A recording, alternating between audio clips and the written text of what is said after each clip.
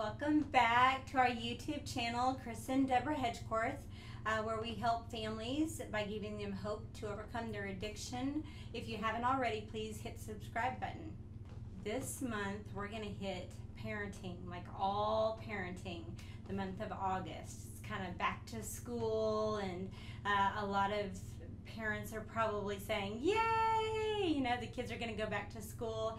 There's going to be some parents that are weeping, and I was kind of one of those parents. I liked spending the whole summer with my kids. I just became a big kid myself.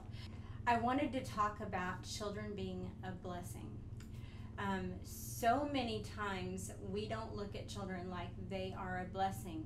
It seems like the world looks at children like they are a responsibility. And even though they are certainly a responsibility, they are a blessing. It says in Proverbs 17:6 that children are actually a crown to the aged. It says that children are a crown to the aged. So the aged. So the grandchildren, when you can raise your kids and you see your kids raise their kids, it's saying right there that that's a crown for grandma and grandpa, for Nana and Papa.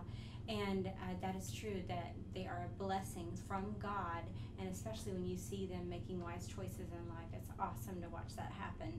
It says in Matthew 18:10 that children are super important to God, that He actually assigns angels just for them, that their eyes are always on the children. So I can just imagine, I mean, the angels are taking their pointers from God, what to do and when to do it and how to keep the children safe, but their eyes are always on our children. That's how important our children are to God. And then in 3 John chapter 1 verse 4, it talks about it being like so awesome to see your children walk in truth. The reason why our ministry exists like it does, the model that we have, bringing the parents and the children under one roof, is so different, is because it's really hard. We work with a different community of people. I used to be that community of people, so I'm not pointing fingers. I'm saying it's hard when a person is addicted to drugs and alcohol. They are not thinking with their right mind, and they're not parenting certainly with the right thoughts in their minds or in their hearts. And so we used to say to them, do you want your kids back? And we have changed that now. We don't ask them, do you want your kids back? We say, do you want to be a parent?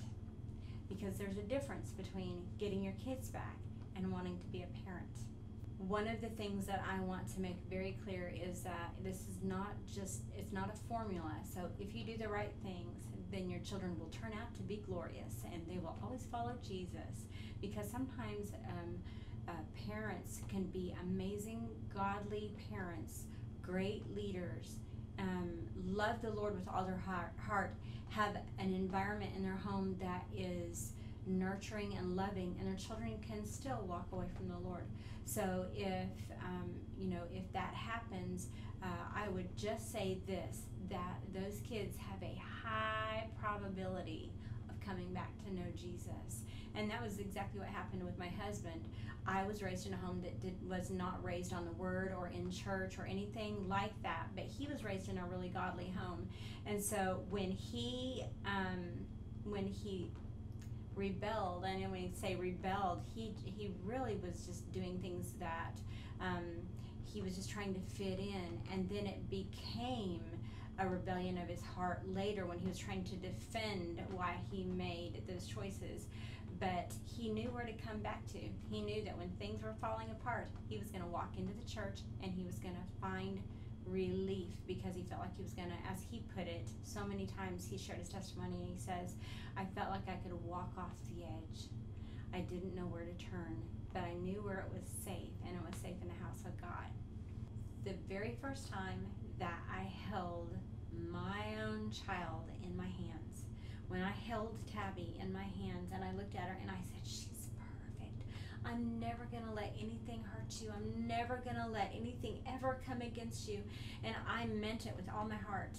My mama heart was devoted to that beautiful little girl. And then after I started taking a drink when she was a few weeks old, and then I started drinking a little bit more, and then after she had all of the medical issues she did, You would think that I would have stopped completely and not had any more to do with any kind of drug or alcohol, but instead I chose to go to that. That was comfortable, and at least I knew that I could cope by drowning some of my fears in something that would take away my feelings. But I felt that blessing. I knew that she was a gift from God. So let's fast forward 7 years, and I have my second child in my arms. Same thing. I felt that maternal bond. I'm never going to let anything happen to you. I am never, ever going to ever let anything come against you.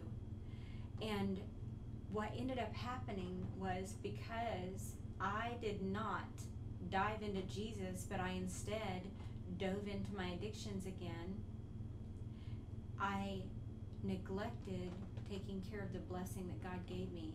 I was putting my eyes on myself. I became selfish once again, but I always knew that my kids were a blessing. The only thing that made me act like they were a blessing was when I completely surrendered to Christ myself, because He gave me His heart. He gave me His ability to see them and their needs above me and my own needs. And out of that relationship with Him, then I became a parent who wanted nothing but the best for my kids.